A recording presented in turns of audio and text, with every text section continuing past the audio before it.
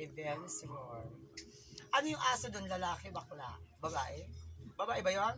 Babae! Kaya pala galit.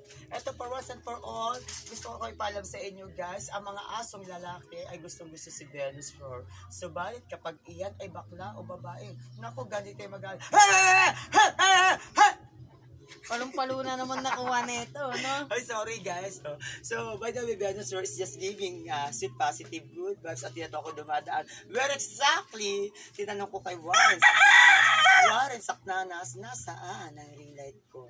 And Warren Saknanas answered, in the kitchen. So, where exactly? Passing in this area. And there's so many kitchens here, no? So, oh my gosh! And I found out already this green light. And going back in my house, I found it already. And nasa pintuan namin siya, yung nagsisignifies ng mga souls that they passing into the lightness and have this what we call rest in peace in the God's Father in heaven. Magkano nakuha mo? No way! Palong-palo ka na naman dyan, O, di ba? Yan ba ang sinasabing umano? Labas dila! May sugat, wala. Mga pasang sigarilyo. Putla lang. Ibig sabihin nagamit ka, girl. Ano? Nagputla lang yung ano mo, baby. Hindi, because I'm having this what we call guided by Holy Spirit. Kaya sinasabi ko sa mga bashers ko, 10 pigsa kagad sa ngalakala para kota na. Pak, pak, pak. Sabi ni Judge, pak, pak, pak. Oh, diba? Now, I'm doing a video content which might able to inspire of all these people that